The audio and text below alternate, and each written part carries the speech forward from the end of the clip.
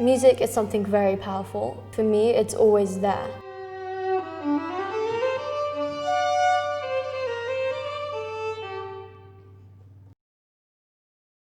I was very lucky to grow up in a musical family, so I was always surrounded by music. I played music throughout pregnancy, but she would kick to exactly the same places all the time. She'd sit on her grandfather's knee, he'd play the piano, and her grandmother would play the violin to her, and she'd be mesmerised. There was no doubt in anyone's head that she was always going to play the violin.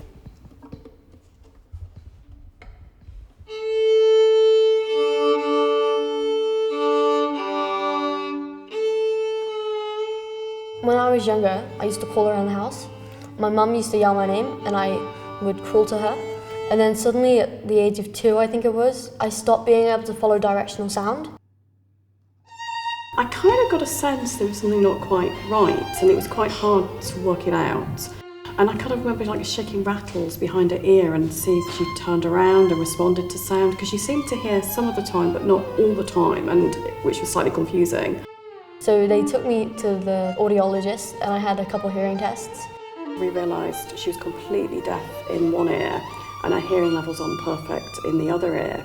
What this really means is she can't hear from behind. She can't hear for about 3/4 of the way round, but it also affects how the brain processes sound.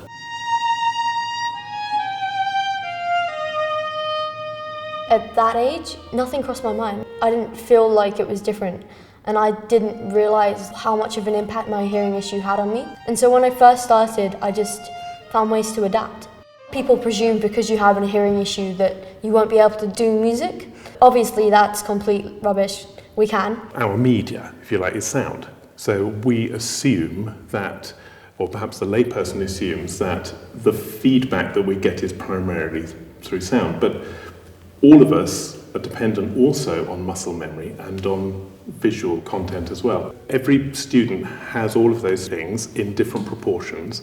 Clearly in Sophie's case, the muscle memory, the proprioception, if you like, and the visual side are much more important. Muscle memory is something that's very important when learning violin. I rely on it more than your average violinist.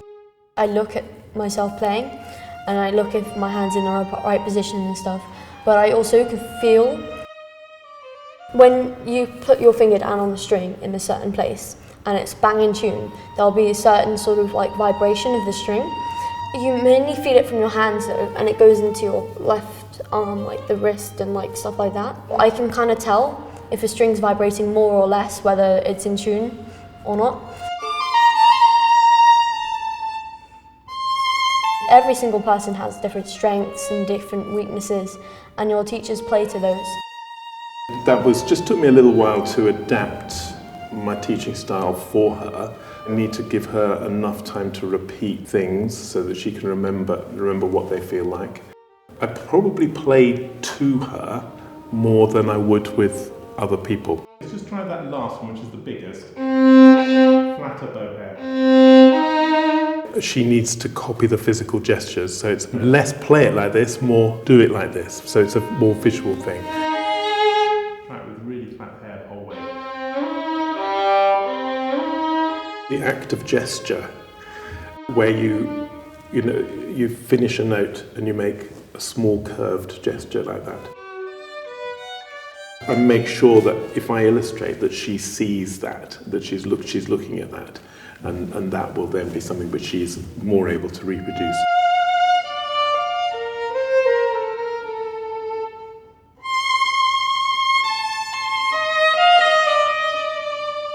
There's no sense that the finished product is different because of the hearing issues.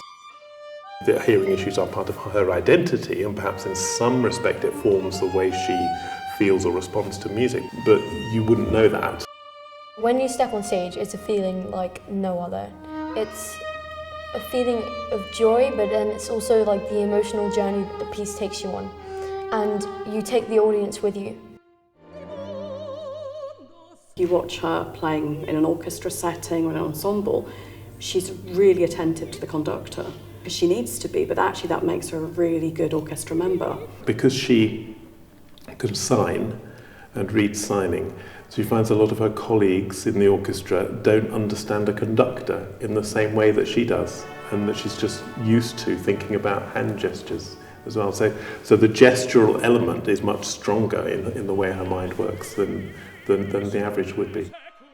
When I'm trying to listen to the conductor who's trying to tell us stuff, tell us about what he wants to do with the music, it's when I can't hear him that makes it really hard. You can have up to, in a full symphony orchestra, like 100 people, 100 kids all around you.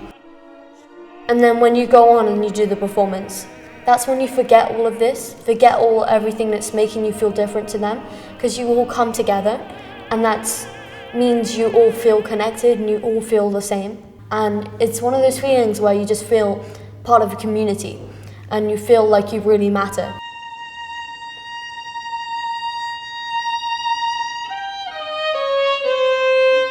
I think it's not until recently that I realised how much it affects me, because I'd never known anything different. My parents, me, my family, none of us thought about how much music affects deaf children, and we didn't realise how many deaf children don't learn music and how many deaf children haven't been given the opportunity to learn music. You discover your child isn't quite as perfect as you thought they were, and you, for a minute, you feel maybe slightly sad, and then actually you realise that child has not changed. They're still exactly the same child, the same musical child in Sophie's case. There's no reason why a deaf child can't play an instrument. There's no reason why they can't do anything they want to do. It just happens. They don't hear things quite as well as other people. My brother's a violinist as well. And I remember a lot of people said, oh, you don't want to play the violin because you're left-handed. Because, you know, you do this with the right hand. And he was clearly going to find that really hard to do that with, which is nonsense, because you do all of that with the left hand. But people can sometimes see obstacles that just aren't there.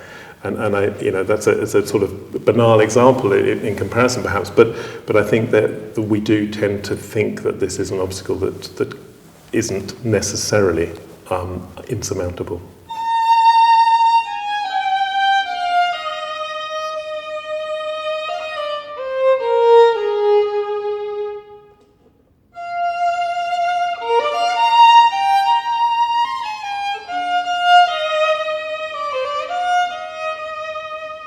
Sometimes people just don't get the opportunities to start, and some of the most talented musical kids out there are deaf because they rely on other things that people with hearing issues don't really think about. They rely on the vibrations, which enables them to think more about the feel and the sound quality that's coming out.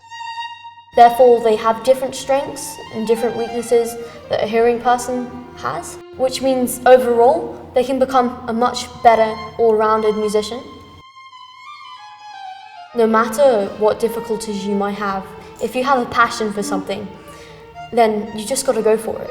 Regardless of what people tell you you can do, what you can't do, regardless of whether you might find it harder than other people, the main important thing is to keep trying, because you don't fail until you give up.